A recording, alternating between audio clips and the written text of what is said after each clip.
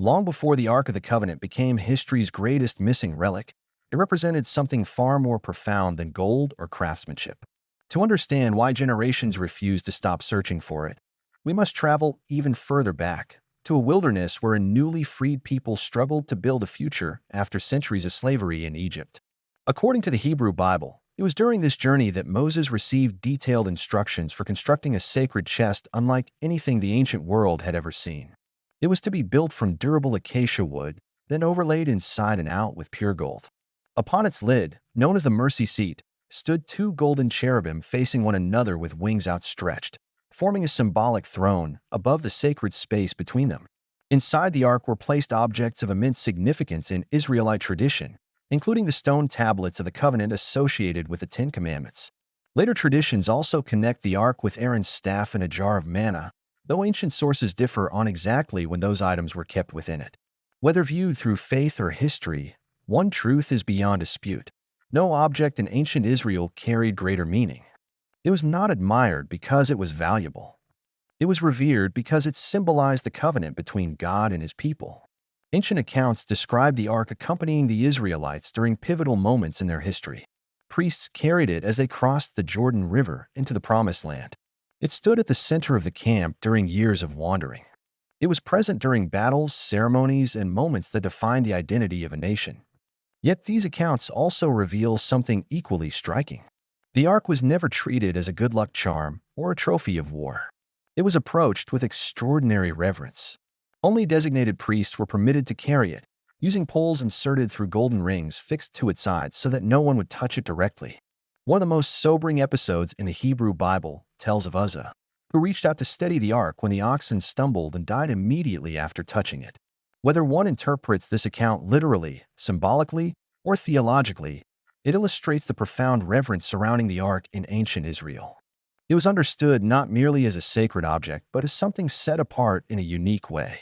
Over time, the ark found its permanent resting place within the Holy of Holies in the temple built by King Solomon in Jerusalem. This inner sanctuary was considered the holiest location in the kingdom. According to biblical tradition, only the high priest entered that chamber, and only once each year on the Day of Atonement. Imagine standing outside those towering temple walls. Beyond the bustling courtyards, beyond the smoke rising from the altar, beyond chambers that few people would ever see, rested a single room entered less often than almost any place in the ancient world. Hidden within that room stood the Arkansas, protected not by armies, but by reverence itself. Kings honored it. Priests guarded it. Generations prayed toward the temple because of what it represented. It became the spiritual heart of Israel. And perhaps that is why its disappearance still echoes across history today. When something so central to a civilization simply vanishes from the historical record, the mystery belongs not only to one people, it becomes part of humanity's shared story. But before we investigate where the ark may have gone, we must first understand the magnificent city that was built to protect it. A city whose fate would forever change history. Imagine arriving in Jerusalem nearly 3,000 years ago. After weeks of climbing dusty roads through the hills of Judea, the city finally rises before you, crowned by walls of pale limestone that glow beneath the morning sun. Merchants call from crowded streets. Pilgrims from distant lands speak unfamiliar languages. The scent of cedar wood, olive oil, and incense drifts through the air. But above every rooftop, one structure commands your attention: the Temple of Solomon. To ancient Israel, this was not merely the most beautiful building in the kingdom. It was the spiritual center of an entire nation. According to the Hebrew Bible, King Solomon spared no expense in its construction. Cedar logs were brought from Lebanon. Massive stones were carefully shaped before reaching the Temple Mount, so that the sacred site itself remained free from the noise of hammers and chisels. Gold-covered walls, doors, furnishings, and sacred objects until visitors described the interior as shimmering in the light of countless lamps. Yet despite its beauty, the temple's greatest treasure was never visible to ordinary worshippers. Deep within the complex lay the Holy of Holies, separated by a magnificent veil. Behind that veil rested the Ark of the Covenant. Most people would never see it. Even priests spent their entire lives serving the temple without entering that sacred chamber. According to biblical tradition, only the high priest entered the Holy of Holies, and only once each year on the Day of Atonement, after elaborate rituals of purification. Whether viewed through faith or history, the message is unmistakable.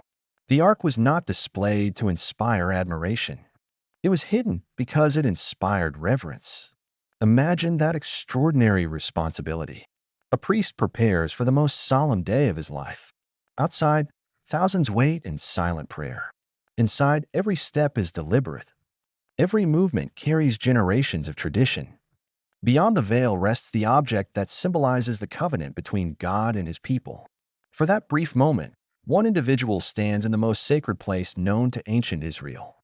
Then the veil closes once more, and another year passes before anyone enters again.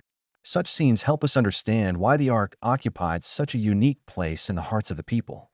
It represented continuity in uncertain times, hope during hardship, and the conviction that their history carried a purpose greater than themselves. Yet history teaches us that even the greatest monuments are not immune to the ambitions of empires. Far beyond Jerusalem, a new power was rising. The Babylonian king Nebuchadnezzar II had already transformed his kingdom into one of the most formidable forces of the ancient world. City after city fell before his armies. Nations that resisted were conquered. Those that survived often did so only by accepting Babylonian rule. Jerusalem would eventually face the same choice. Its leaders hoped the city would endure as it always had. Its people trusted that the temple standing at its heart would remain forever. But history had reached one of those moments when the future of an entire civilization would be decided in a matter of days. As Babylon tightened its grip around Jerusalem, few could have imagined that the greatest mystery was not whether the city would fall, but whether its holiest treasure would disappear before the first enemy soldier crossed the temple gates. The siege did not begin with fire. It began with waiting. Day after day, the Babylonian army surrounded Jerusalem, slowly cutting the city off from the outside world. Roads that had once welcomed merchants and pilgrims now carried only soldiers. Food became scarce.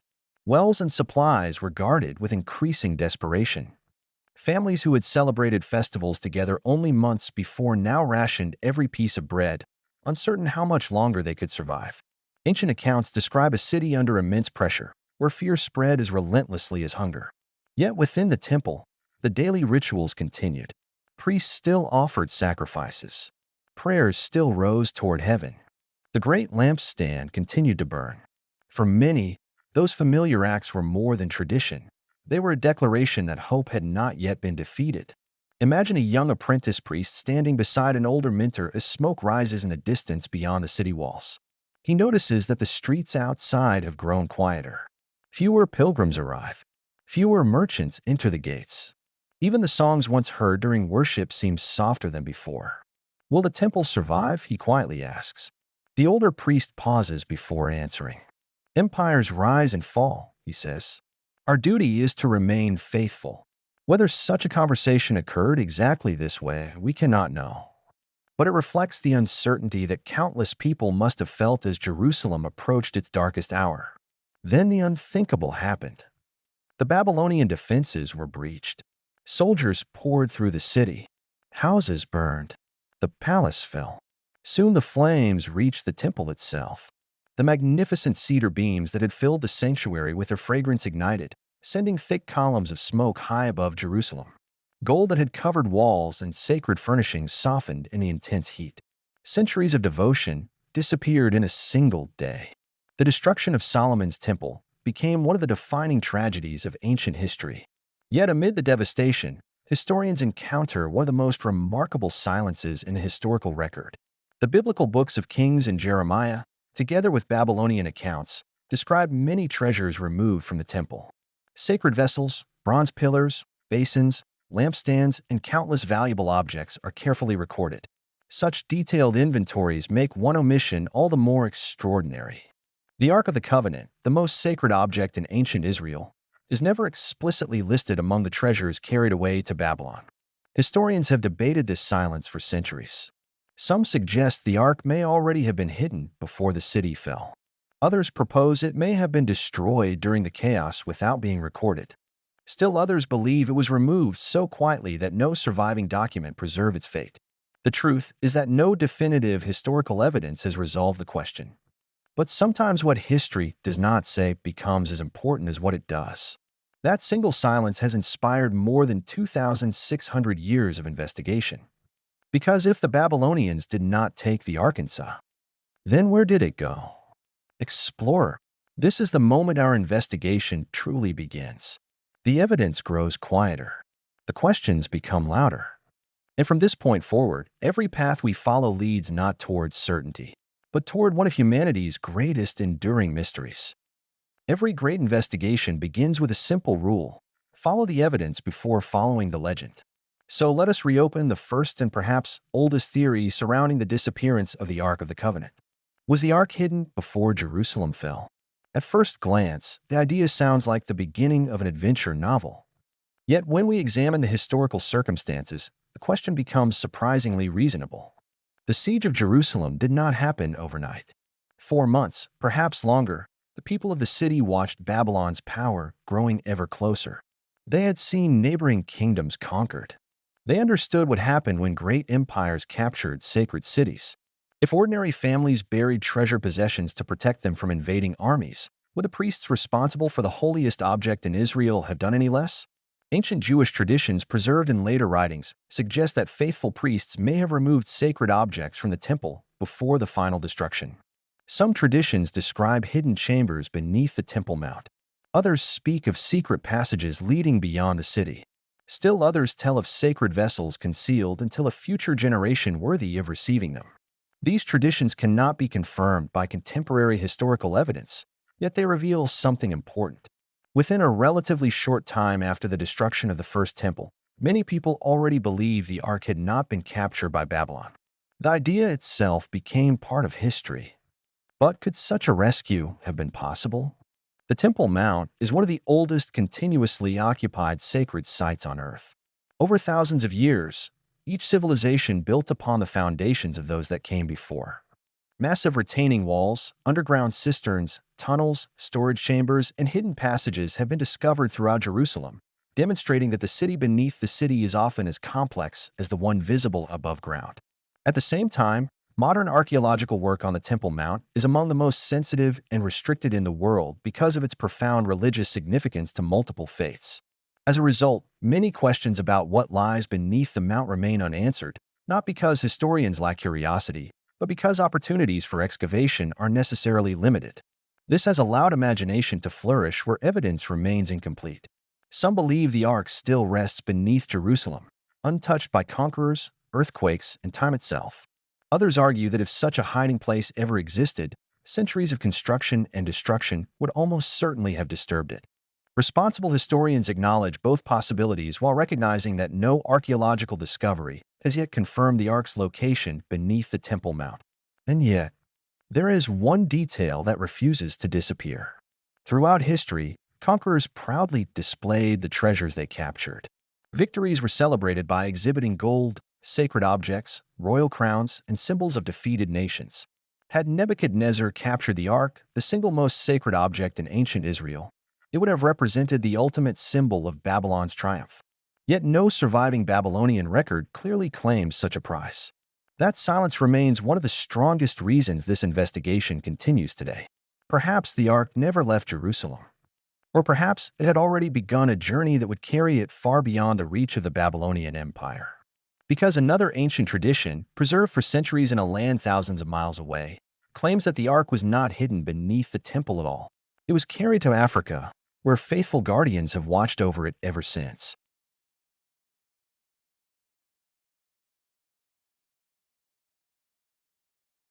Our second investigation takes us far from the hills of Jerusalem to the ancient highlands of Ethiopia, where one of history's most remarkable traditions has been preserved for centuries.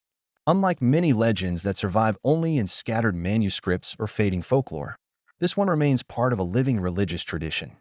In the city of Aksum stands the Church of Our Lady Mary of Zion.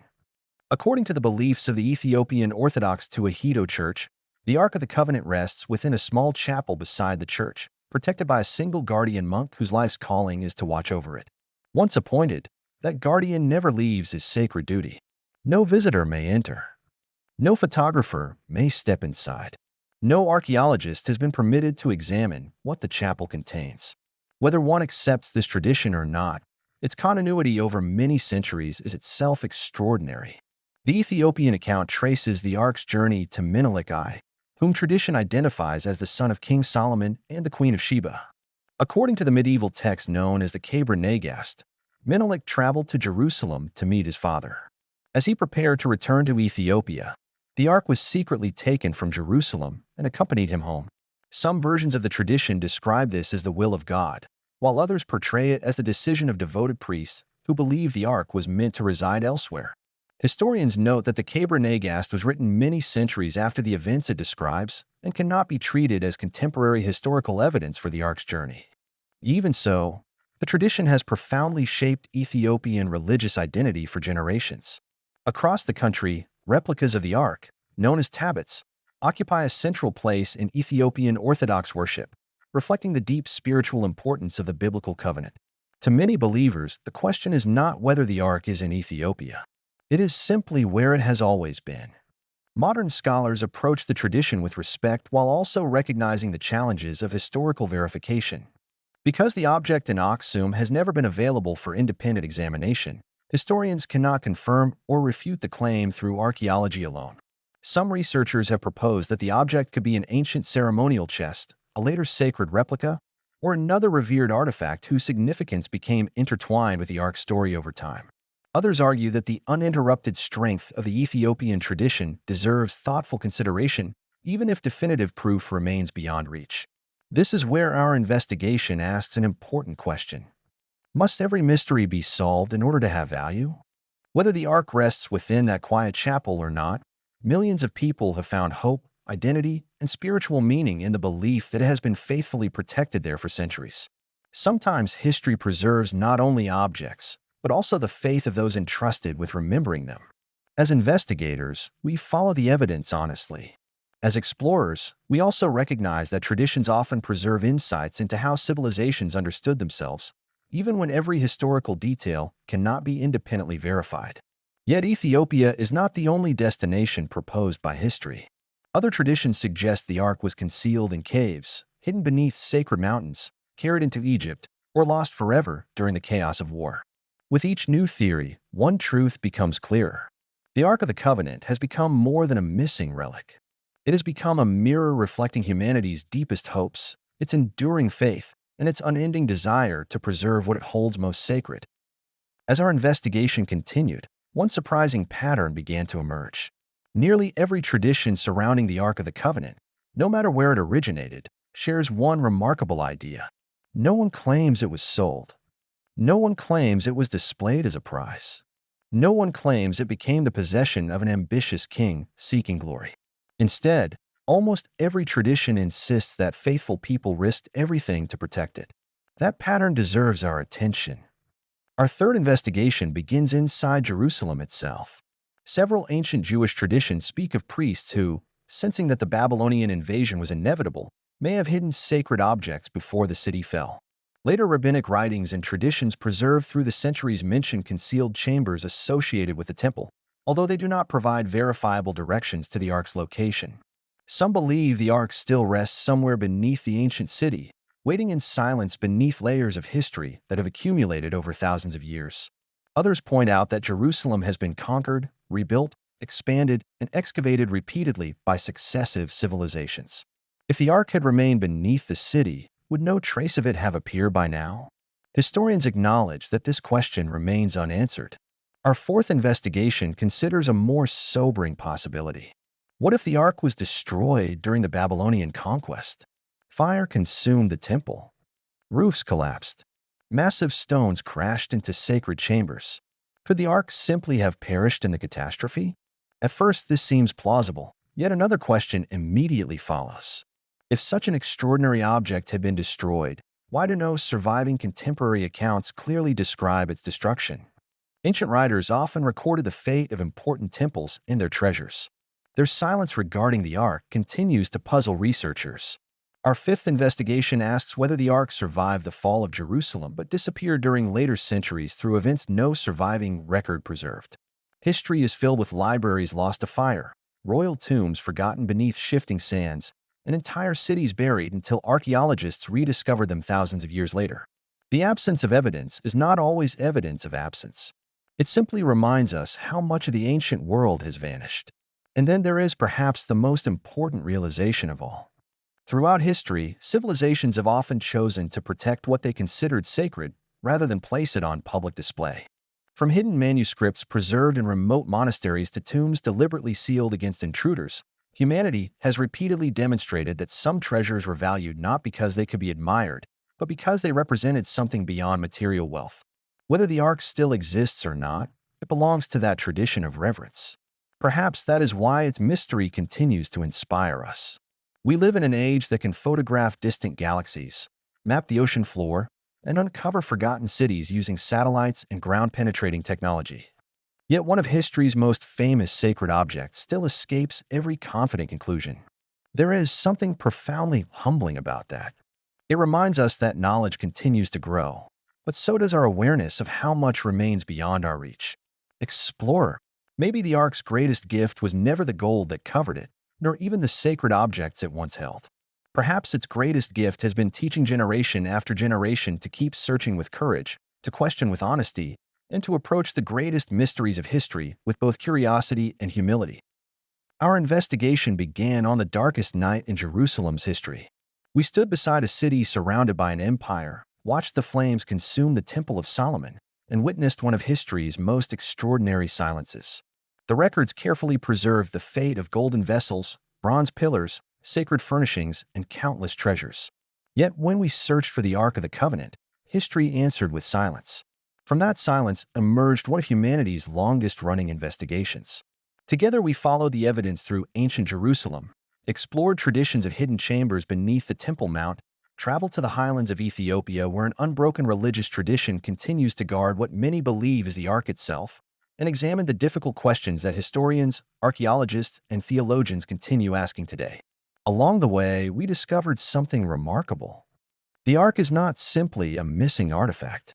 It is a symbol that has inspired faith, scholarship, exploration, and respectful debate for more than 26 centuries. Perhaps one day archaeology will uncover new evidence. Perhaps an overlooked manuscript resting quietly in a forgotten archive will reveal a clue that changes everything. Or perhaps the mystery will remain one of history's greatest unanswered questions. Whatever the future holds, one lesson already stands beyond doubt. Civilizations are remembered not only for what they built, but also for what they believed was worth protecting. The Ark reminds us that every generation inherits something precious from those who came before it. Sometimes that inheritance is a monument. Sometimes it is a story. Sometimes it is wisdom carefully preserved across centuries. And sometimes it is the courage to continue searching for truth, even when every answer cannot yet be known. If the Ark still exists somewhere in our world, may it continue to be treated with the reverence its believers have shown it for thousands of years. And if it has been lost to history forever, its legacy has already accomplished something extraordinary. It has inspired millions of people to study the ancient world, to appreciate the civilizations that shape humanity, and to recognize that knowledge and humility can walk hand in hand. The greatest discoveries are not always the objects we recover. Sometimes they are the questions that transform the way we see ourselves. Here at Tilt and Chill, this is why we travel through history together. Not to chase sensational headlines, not to force mysteries into convenient answers, but to reopen humanity's greatest investigations with curiosity, respect, and a genuine love for learning. Every forgotten kingdom, every hidden city, every remarkable civilization, every sacred place, and every enduring legend reminds us that the world is far richer than we often imagine. If these journeys inspire you, we invite you to subscribe and become part of our community of explorers. Together, we'll continue uncovering the stories that shaped our world, one investigation at a time. Before we close this case, we'd love to hear your thoughts. After following the evidence, which possibility do you find most compelling? Do you believe the Ark was hidden beneath Jerusalem? Protected in Ethiopia? Lost during history's upheavals? Or do you think its greatest purpose was never to be found again? Share your perspective in the comments. Some of history's most meaningful conversations begin with a single thoughtful question. Until our next investigation, keep your curiosity alive. Continue asking questions. Respect the evidence. Honor the cultures and traditions that have carried these stories across generations. And never lose your sense of wonder. Because somewhere beneath the sands of an ancient desert, inside a forgotten monastery, within the pages of an overlooked manuscript, or hidden in a place no one has yet imagined, another chapter of humanity's story is still waiting to be discovered. Thank you for joining us on this journey. We'll meet again on the next historical investigation.